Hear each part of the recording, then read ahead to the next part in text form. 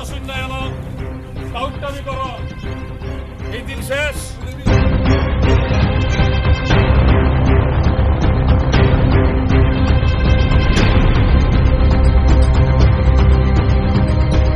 কি কামতারাটা কাজ তো আবার পথে গনিয়ামারা সম্পূর্ণের মধ্যে কিছু দুষ্কৃতি রেমন মিয়া, টিটু আহমেদ, তারপরে ওই রাউতলা তুতা মিয়া, তারা অনেকে ডাইরেক্ট গাড়ির মধ্যে আক্রমণ, গাড়ি ভাঙ্গা সাঙ্গা হেরে মাইরা টাইরা আমরা দুইটা ভাই গেছি ঘুমনার সাথে।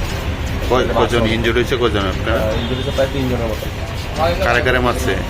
মারছে আশিক মিয়া, তারপরে চিরঞ্জিত দেবনাথ, বিপুল সরকার। এখন কই রেফার করছে তারা? জিবি রেফার করছে।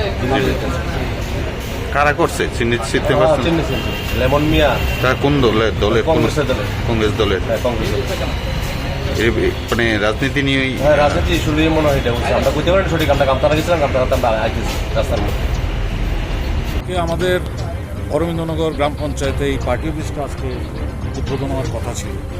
পাশাপাশি আজকে বিজেপি দল ভেঙে আরও অন্তত শতখানেক লোক আমাদের দলে যোগদান করার একটা প্রোগ্রাম কর্মসূচি নেওয়া ছিল আগে থেকেই।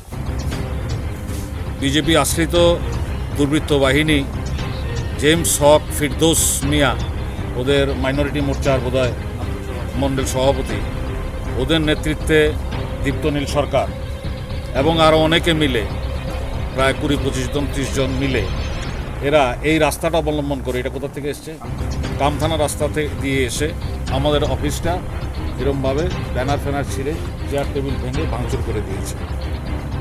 ভাঙচুর করে মহিলার গায়ে হাত দিয়েছে, যিনি এই এলাকার প্রধান এবং কিছুদিন আগে কংগ্রেস দলে যোগদান করেছেন, ওনার গায়ে স্পর্শ করেছে, শ্লীলতাহানি করেছে এবং আমাদের কিছু এখানে যারা আমাদের কর্মী সমর্থক ছিল তাদেরকে আক্রমণ করেছেন। তারা ভয়ে পালিয়ে গেছে। পঞ্চায়েত নির্বাচন সন্নিকটে, শাসক দল জানে তাদের পায়ের তলার মাটি হারিয়ে ফেলেছে।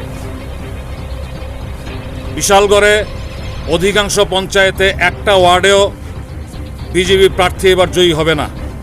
এইটা জেনে হায়নাদের মতো এরা আক্রমণ শুরু করেছে নিরীহ মানুষ এবং আমাদের কর্মীদের উপরে। আমরা পুলিশ এবং প্রশাসনের কাছে এর সুষ্ঠু তদন্ত করে এর বিচার চাইছি।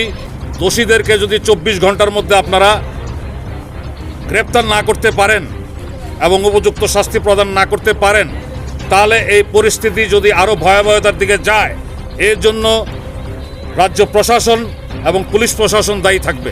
এর জন্য আমরা দায়ী না। আমরা আর কত মার খাবো? মার খেতে খেতে আমাদের পিঠ দেয়ালে ঠেকে গেছে। এখন কিন্তু আমরা ছেড়ে কথা বলবো না। এখন দিল্লিতে ওদের সরকার নেই, পুলিশ যা খুশি তা করতে পারে না, পুলিশ মিথ্যে মামলা নিতে পারে না। এটার একটা বিহিত হবে এবার। আমাদের পার্টি অফিস এর আগেও 2023 নির্বাচনের আগে আমাদের পার্টি অফিসে অগ্নিসংযোগ করেছে।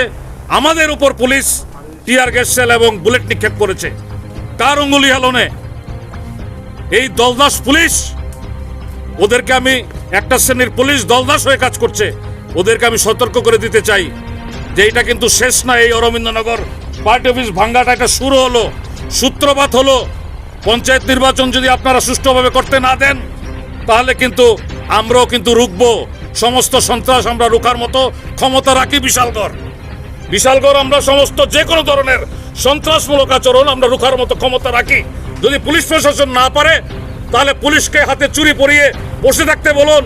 আমরা শায়েস্তা করব বিজেপির দুর্বৃত্তদেরকে। আজকে বলে গেলাম এখানে।